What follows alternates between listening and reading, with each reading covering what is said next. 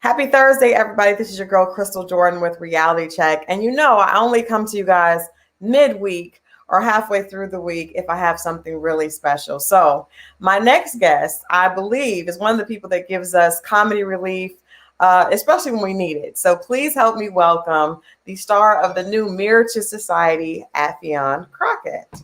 Xavier. Affion, my bad. Affion Crockett. Welcome. What's happening with you? How are you? I'm great. I can't complain. How about you? I can't. Well, you know, we are almost through. Almost through. Are we? Are we? We're trying to get through it. We have finished Thanksgiving and we're headed to Christmas, right? Right. Well, yeah, on the calendar, we're almost through, but are we almost through with society and the world and the plan and whatever that is? No, which is why I think we need people like you. People like you. Amen. I'll take it. Yes, I saw when we first locked down. I think because America's never experienced. Well, at least in our generation, has never experienced anything like this. People were panicking. People were in the house, depressed, not sure what's going on. And I think, in my opinion, comedy is one of those things that, first of all, enables us to laugh, and then secondly, it enables us to think. Right? Because when you take some of that hardness off, and you can actually release the laughter, then you can be open to hearing things. But you and Godfrey did this little spoof that kind of went viral. Just, Steve Harvey, Russell Simmons, Jay-Z, and of course, everybody loves you doing Obama. And I think just little things like that are priceless, especially when people are down, and just, that little laugh, you have no idea how that changes people's entire day.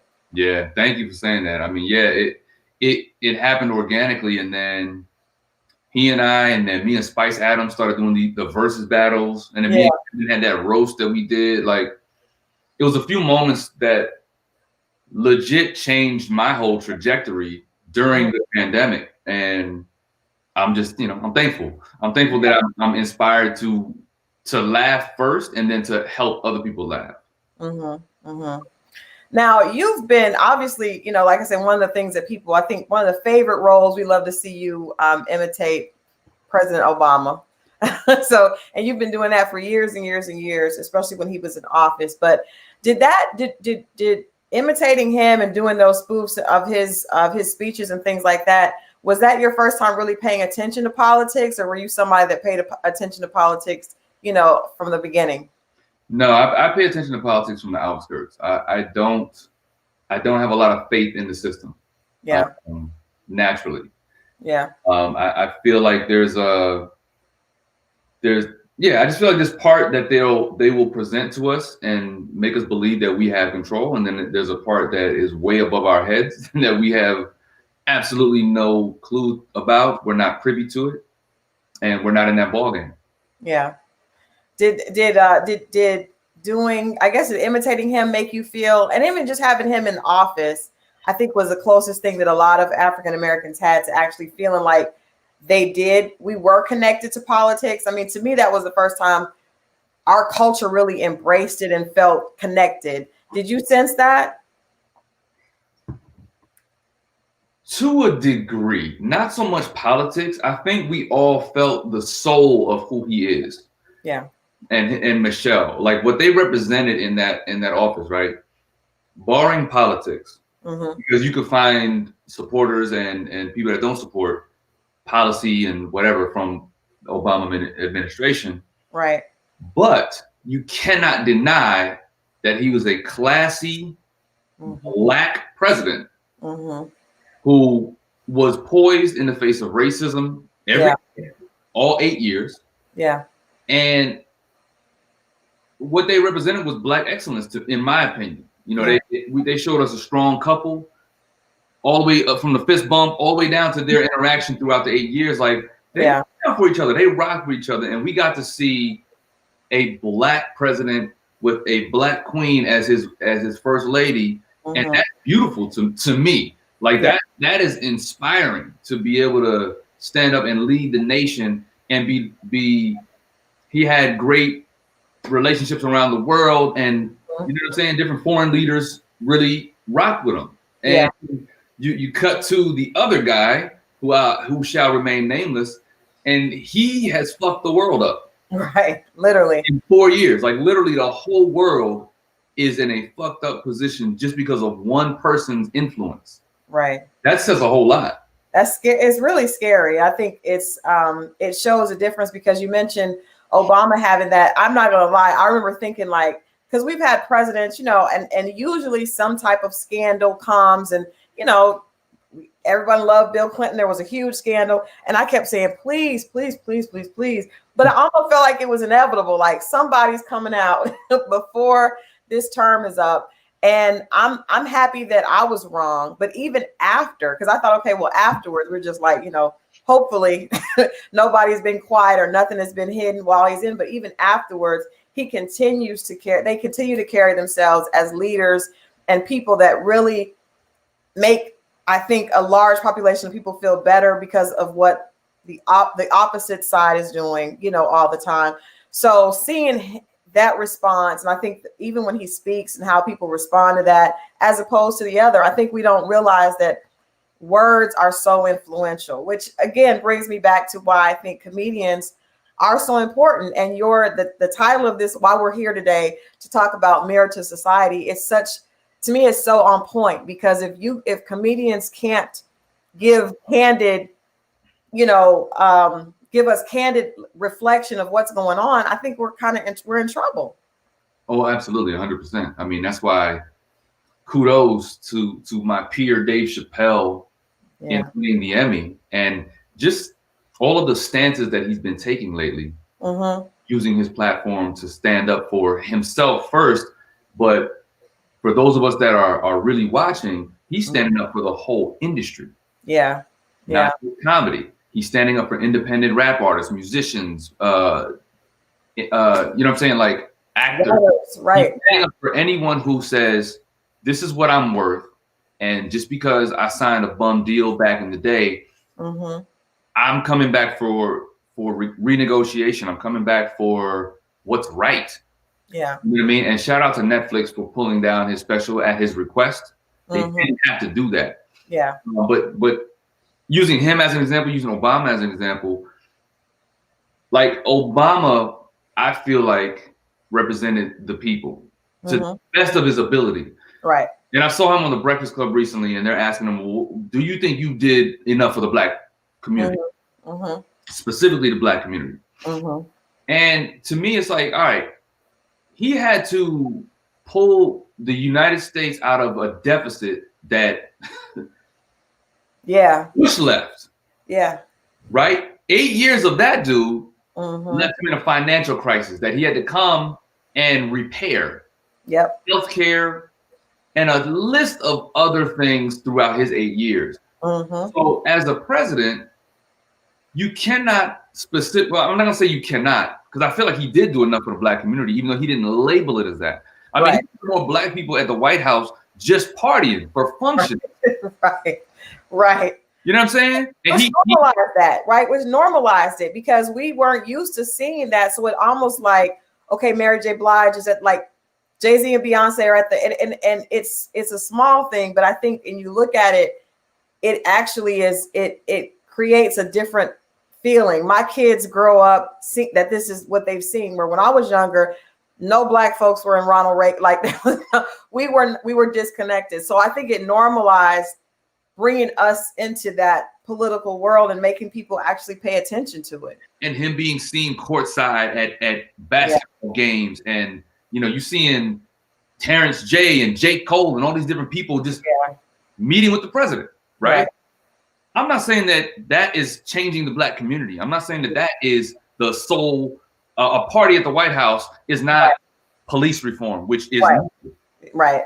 They were killing Black people in the street while Obama was president, which I felt like was a complete backlash. Right. From 2008, as soon as he got inaugurated and as soon as he got sworn in, they went into a frenzy of, no, we're going to show you more of, we gave you your guy, now we're going to attack all of you in the street. I felt like it was a clear mandate, right? From the news channels to the police, it was a very clear mandate attack on Black people. He can't be everywhere. He's not Superman. He cannot combat all of that.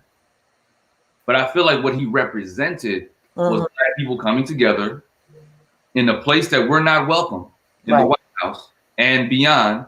And he was a man of the people. He going to burger joints. He doing, and it wasn't for photo ops. We've seen other presidents picking up little black babies and kissing them on the camera, and then they drop the baby. But Obama was really like that dude. And so again, whether you agree with the politics or not, whether you agree with Chappelle, whether you agree with me on stage when I have a microphone in my hand, we are trying to represent our truth and a better society. Yeah. I want to get into marriage to society, but I want to ask you one more question, kind of piggybacking on this. This last election, because of the person that's in office, has been almost like volatile. Like, I think people are stressed. It's been really uncomfortable. But I also feel like there has been, and we always have been that way, African Americans, especially talent, are used by both political parties. When things get tight, we're used as like caveats and kind of, I just want to ask your opinion as talent. How do you feel about those from both sides? Like I said, I don't think it's just one side or the other. Our vote and our influence is used when times get hard, but otherwise we don't really see that. So we see politicians pandering to hip hop culture in a way that is, very unheard of until they need something. Yeah, I mean, that's corny. Right. Yeah. And we know what it is. You know when you sitting at the crib and your phone rings from somebody you ain't heard from in a long time, this nigga wants something. Right. You know what I mean? They want something. And politicians have always been slimy. Yeah. Always. Like, this is not no news. Right. Eddie Murphy's Distinguished Gentleman really laid out the world of politics in a very entertaining way, but a very honest way. I think Eddie Murphy went underneath that world to just show us, like, nah, they slimy. Yeah. And to a degree, I don't know what Ice Cube is gonna do next, right? But he got a lot of flack with trying to get the black agenda passed with the other guy, because that's who was in position. In position, right. So hopefully he goes to Kamala and Biden and does the same thing and say, look, this is what the black community needs, and we need this on paper, we need it in writing. So we do have to, when we see them coming, it's like, look, we supported you. Yeah. You showed up to the polls. Now, what are you doing for the black people who are disenfranchised and who are being murdered in the streets? Simple as that. Like, let's just start there. Let's start with, what are you doing for the black people who are being murdered in the streets? Right. Like terrorists with badges and terrorists with sheets on their heads or tiki torches, whatever. Right. Terrorism in all forms, and it's not being spoken about. The terrorists that they want to focus on are brown people that are overseas, but there are terrorists right here in the United States. Yeah. Well, I could ask you questions for forever on that, because I think it's something that we have to be open to having conversation about without feeling like, I think some people they're not comfortable with politics, and it's fine if you don't want to support either side, but being able to say, my rights are important, I should be able to stand up. And I see that, our community is not stupid. We understand that you're using us at the very end to make that impact. And that's fine, because that's just how business works. But you also have to be accountable on the other side. Yeah, there's a reciprocity and there's negotiation that has to happen. Yeah. And I feel like that's where Ice Cube got it right, which is what we need to demand, what's in exchange for my vote. Right. The black community specifically, we have to put a demand on this office and say, what are you going to do? Yeah. We've been in the same shit for decades. Yeah, forever. I would venture to say over a century. Like, we've been in the same shit. So, yeah. What's next? Well, yeah, what are we doing?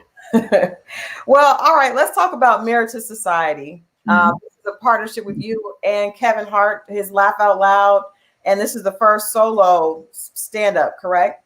Yeah. Very, very dope. Very dope. How did that partnership or collaboration start? The short story is, it started with this versus me and him roasting each other on Mother's Day 2020. Okay. But before that, I had already shot the special. Okay. Me and my partner Delmar Washington, we had already shot it. He directed it. I produced, and we obviously I'm on stage, but we had already shot it, produced it, packaged it up. Everything from the music. The music is mine. The entry song when I'm coming on stage, the song when I leave the stage. Okay. We did it all in house so we could maintain ownership, and we were looking for distribution. So it was about me putting up my own money and going after a different business model, because the popular route is to present your hour-long special to a network, and they decide that they want to buy it from you, but they own it.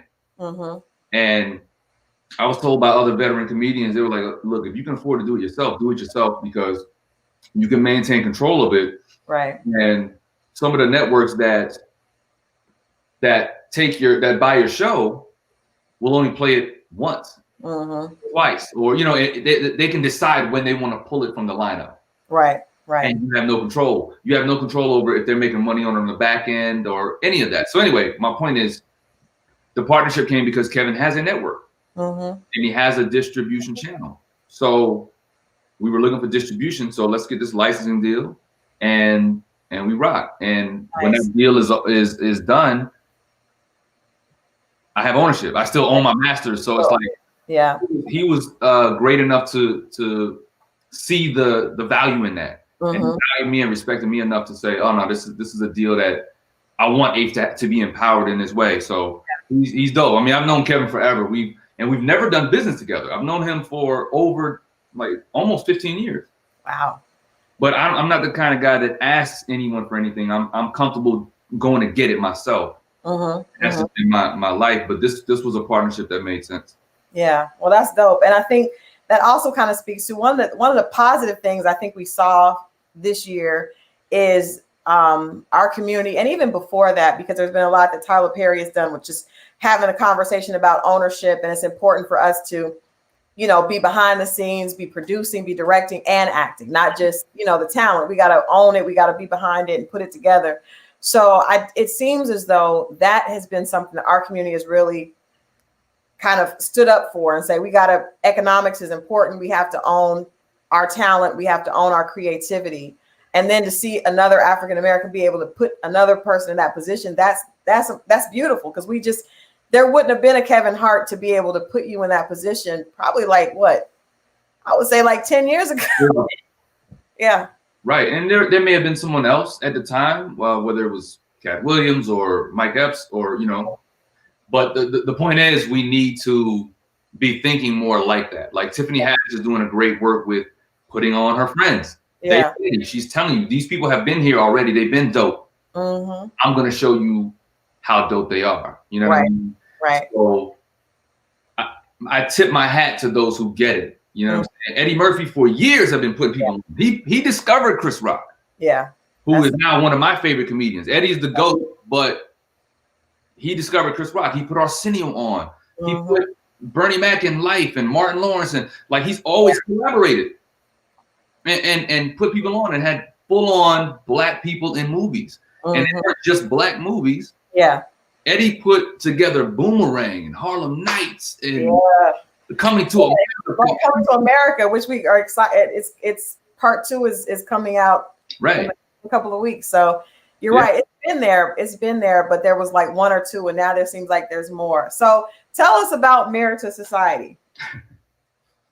I don't know if you've seen it yet, but Mirror to Society is me acting a pure fool while dropping gems about my own life and relationships, politics, religion, the entertainment industry, and then just personal stuff. Me getting older, and your body started to tell you getting older, but you don't really know it. You think you're still the young man and trying to do young guy stuff. It's really my voice. For years, people have seen me do voices of other people, impressions. That's what you opened up with when you introduced me, right? Yeah. But I have my own voice. Affion has his own voice. Right. What do I think about house niggas in Hollywood? What do I think about how we treat gay people? And you know what I'm saying? So that's what Mirror to Society is. And then it's me talking about, the younger generation, me and my nephew having these conversations. We don't get each other.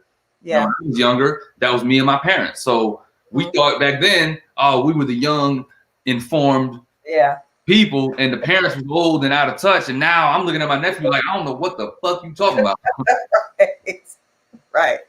Right, exactly. You mentioned relationships, and I think most comedians that is something that will never get tired. It's always relationships and the gap between men and women, and how men think and how women think. To me, the older I get, the more I realize how different men and women are. I think when I was younger, I kind of felt like, okay, I like him, he likes me, he's got to be thinking the same thing. What are y'all? No, y'all are not thinking the same thing as we are at all. Ever. And the key is to really find someone who's healed, especially in the Black community, because I talk about therapy in this special. Yeah. I've been in therapy for the last 2 years, and most of our issues as Black people in relationships come from each individual's past trauma. That's where it all. That's it. Yeah. Parental or external. Maybe there's molestation. Maybe there's abuse. There's bullying. There's all these kind of things, right? Yeah. If you don't heal that, it's going to affect every aspect of your life, your job, your relationships, your friendships, your relationship to yourself. So you get two people come together, they have all this baggage, and it's defense. You look just like everybody else that's tried to mess me over. I look the same as everyone that's messed you over, and we are fighting each other's demons and going to war with each other. But the more you heal, you can find someone who, even though men and women think differently, you can find someone who's willing to be like, oh, that's interesting. I didn't know you thought like that. And you communicate, and it's chill. It's like, oh, okay, my fault. I didn't know that you saw it that way. I can understand why you see it that way. Let's move on. I got you. Like, whatever you need, I'm gonna make sure my ears a little more in tune to what you need. Thank you for sharing it with me. That's a healed conversation. Yeah, that's unfortunately that's rare. That response, that's rare across the board. I don't even know if it's just our community. I'm just more familiar with our community, but being able to talk about us because us, but I know us well. It's universal because when I talk about relationships on stage, everybody in the crowd gets it. I perform for everybody. But I deliver it in the same way. Like, I'm gonna deliver it like I'm just talking to my people, because I know we all dealing with the same type of shit. Right. Culturally, it's going to be different a little bit, but the relationship between men and women, across the board. You mentioned therapy, and there's a big move, a big shift, I think, in mental health awareness, over this year, which was needed, especially because we were all sitting down.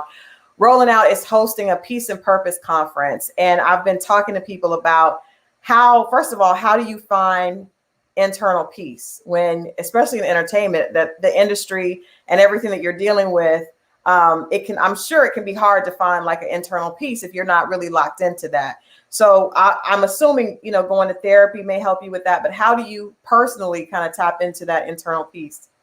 I lead with peace.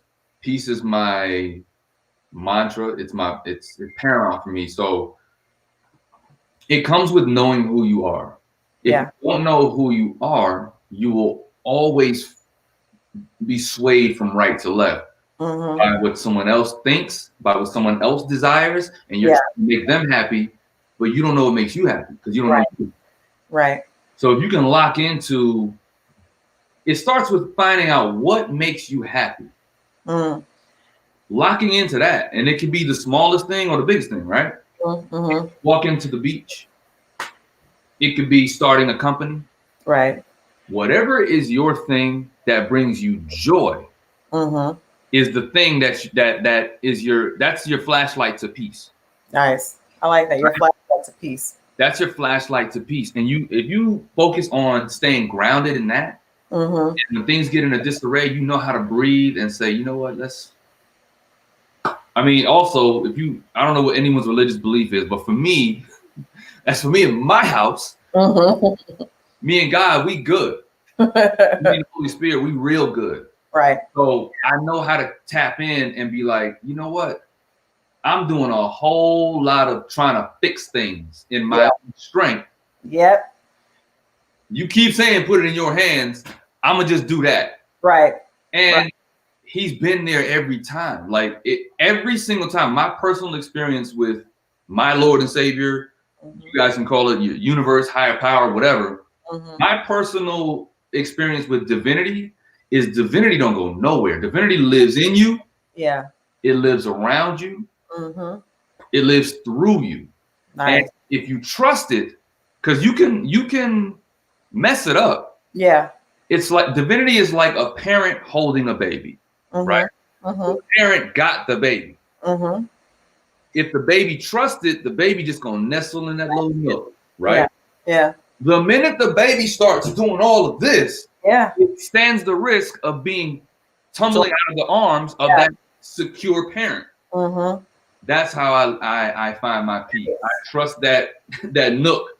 Yeah. God got me. Yeah. My whole life, and I'm like, all right, let's just go for the ride. Like you carry me anyway, so let me enjoy the view. Stop fighting. Yeah, stop fighting it. In that same vein, purpose. A lot of people think that purpose is related to their career. I think Chadwick Boseman's words, and of course, after he passed away, everybody just is tuned into his words. And I was watching one of his speeches last night where he talked about being in his purpose and feeling a sense of peace and being able to move forward in that. And we look and see what his purpose was even though it was, his purpose was, being in films, but he was very, very intentional about the work that he was doing because he had found his purpose. I'm just assuming, like I said, because I feel comedians, especially intellectual comedians, like yourself, Chris Rock is my favorite. Dave Chappelle is obviously a favorite as well. You all are able to deliver messages wrapped in, it's like wrapping it in candy, right? So it's able to be digested. So I'm just assuming that that's a part of your purpose. But how do you define, when you were able to realize this is my purpose, or do you feel comedy is a part of your purpose? Yeah, for sure. Because I'm not naturally a comedian. I was never funny. I was a shy kid. Wow. I was introverted. I was a new student all the time. My family's military, so we grew up around the world, Germany and Trinidad, and my mom is Trinidadian too, North Carolina. So it's like we bounced around so many different places that I became introverted. I'm still slightly introverted now, right?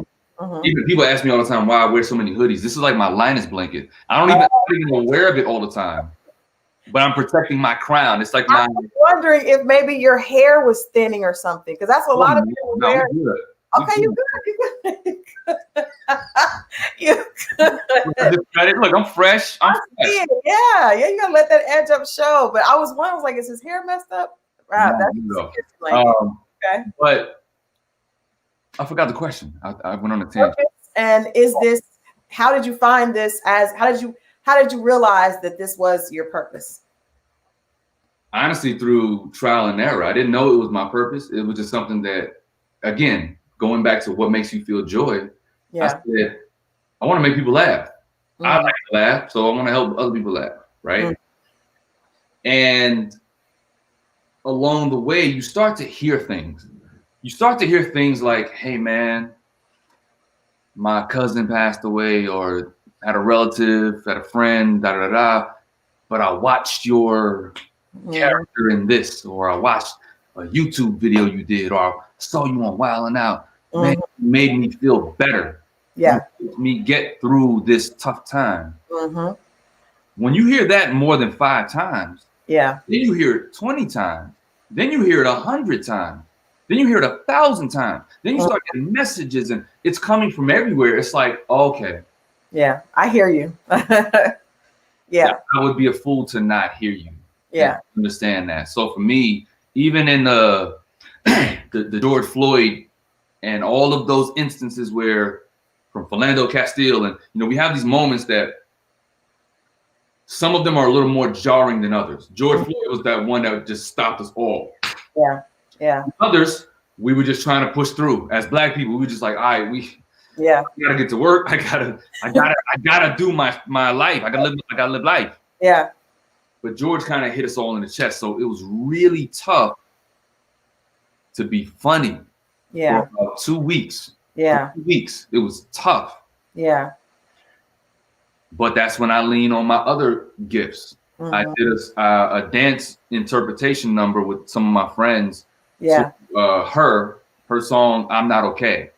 Wow. Dope. And she saw it and she was like, yo, I'm posting it. She posted on her YouTube on her, her IG, and she just really backed it. The record label, her manager Jeff, they made sure it was whitelisted so that Instagram wouldn't flag the music. But the imagery in the video was me on the ground, moving and trying to get up. And I had my sisters around me, some other dance friends of mine, Yoli and She Street, and their friends. And they represented all the women in the Black community, the mothers, the daughters, the aunties, the grandmothers, praying for our Black men. And so I'm on the ground trying to get up, and I never can get up. Wow. And it's symbolic to all the Black men that feel like we just can't get ahead. We can't get off the ground. Literally, when the police, like the whole George Floyd incident, and millions of others, and figuratively as well. So, and then at the end, the character goes out, he dies, and the women are broken because they couldn't save him. Yeah. So when she saw it, she was like, me to tears. Yeah. Full support of this. And I'm listening to you, and like that is tearful, because I think that is where we are as a community. I have a son, and you hear a man ask for his mother, wives watching their husband, like this is so painful. That we will have to go look that up. We'll have to find out. You have to let people know where they can find that. If you go to YouTube and just go to her page, or just put in I'm Not Okay, I'm sure it's a black and white video. It's very, I was inspired to do it. Yeah. We shot it in one take. I explained to the ladies and the director, my boy Cooley, I said, I don't know what's gonna happen, but what I do know is I'm gonna do some, I don't know what moves, like I'm not choreographing it. Yeah. I'm just gonna be on the ground doing a series of things. And here's the energy that I want from you guys, and the reaction that I want. And they brilliantly did their thing. I did my thing. The director was doing his thing. We shot it in one take, and after that take, we were all a mess. We were in the room crying, and we just it was silent, and we just like, I did not know that I needed that bit of therapy today. Yeah.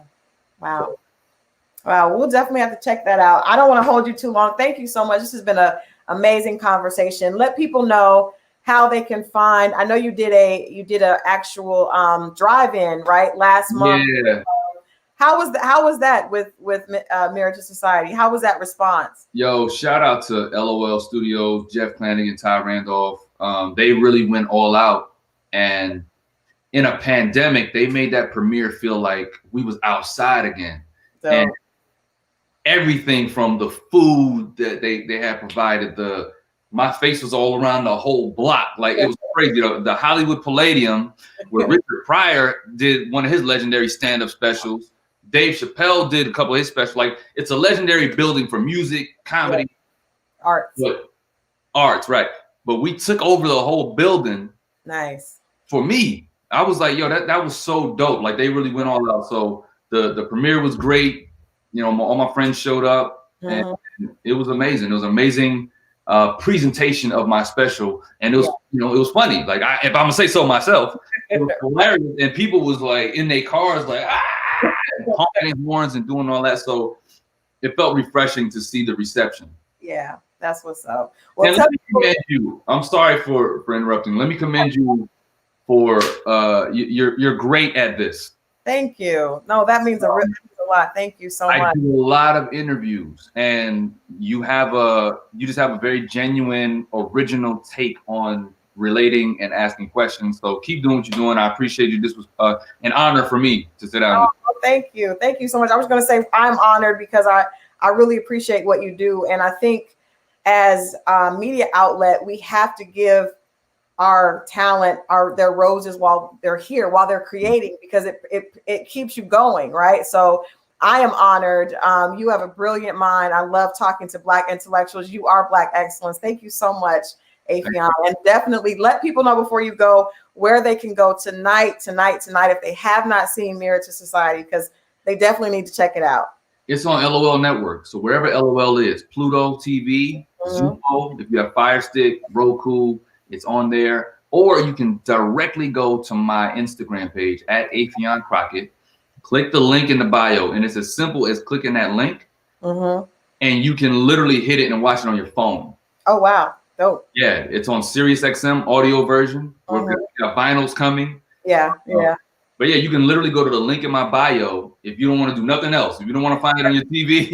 Easy enough, right? Just click that link and you got it. Yeah, you could be at the, at the DMV or wherever you at the crib on the couch, and you can watch it on your phone. It's that simple. Full hour Mirror to Society on LOL Network. LOL. Again, thank you so much, Affion. We'll definitely be keeping up. You got to come back when you got something else to share with us. I appreciate you. Thank you. Keep doing what you do. All right. Thank you. Man, that was a great conversation with Affion Crockett. I am literally telling you guys, he's brilliant. If you have not seen Mirror to Society, you definitely want to check that out. Like he said, all you got to do is go to his Instagram page, click on the link in his bio, and you can watch that. You can find more about this interview. We'll have the post up on rollingout.com. I thank you guys for rocking with me today on a Thursday. I'm excited about coming back on tomorrow for Peace and Purpose with the beautiful Sierra Gates. We're going to talk about being a millionaire. We're going to talk about finding your purpose and remaining faithful to that purpose in the face of adversity. So if you haven't registered for Peace and Purpose, you definitely want to do that. Go to peaceandpurpose.co and register right now so you can be a part of some amazing conversations. Myself, Munson Steed, Ty Cooper, Portia, and so many other of the Rolling Out personalities are going to be having some very impactful conversations with people like Eva Pigford, Cynthia Bailey,